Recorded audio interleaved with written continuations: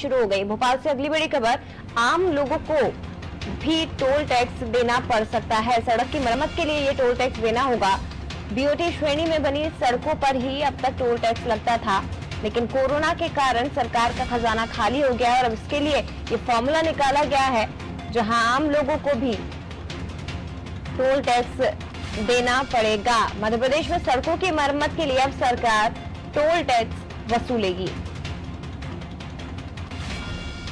तो अब तक बीओटी यानी कि बिल्ड, ऑपरेट एंड ट्रांसफर श्रेणी में बनाई गई सड़कों पर ही टोल टैक्स वसूला जाता रहा है, लेकिन अब आम लोगों को भी टोल टैक्स देना पड़ेगा। ज्यादा जानकारी के लिए सीधे आशीष जी का रुख करते हैं। आशीष जी, कोरोना के कारण सरकारी खजाना पूरी तरह से खाली हो गया है और अब उसे भरने की कवायद सरकार ने इस तरह से शुरू की है कि आम लोगों को भी टोल टैक्स देना पड़ेगा।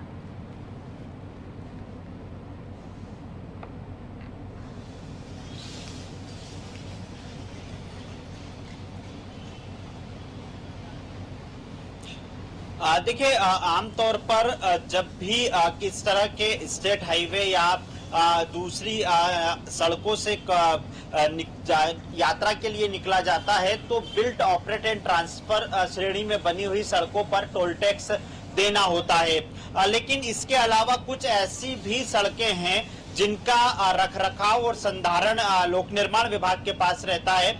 अब सरकार सरकारी खजाने को भरने के लिए जो है इन सड़कों पर भी टोल टैक्स लगाने की तैयारी कर रही है और ये जो टोल टैक्स होगा ये सबसे बड़ी बात रहेगी कि ये टोल टैक्स एक अलग निधि के रूप में जमा होगा और वहां से केवल सड़कों के रखरखाव और विकास के लिए ही खर्च किया जाएगा। इसके पहले अलग अलग सड़कों पर लगे हुए टोल टैक्स को बंद कर दिया था, लेकिन फिर सरकार की माली हालत खराब थी, आर्थिक स्थिति को देखते हुए इन टोल टैक्स को फिर शुरू किया गया। ऐसे 13 स्टेट हाईवे फिलहाल मध्य प्रदेश में चयनित किए गए हैं जहां पर सरकार जल्द ही टोल टैक्स व्यवस्था लागू करेगी। इसके साथ ही मध्य प्रदेश में लोक निर्माण विभाग की बात हो या जिला मुख्यालय से कनेक्ट होने वाली सड़कें हैं तो इनमें जो सड़कों की नोडल एजेंसी होती है जिनके पास इनके संधारण का काम होता है, विकास का काम होता है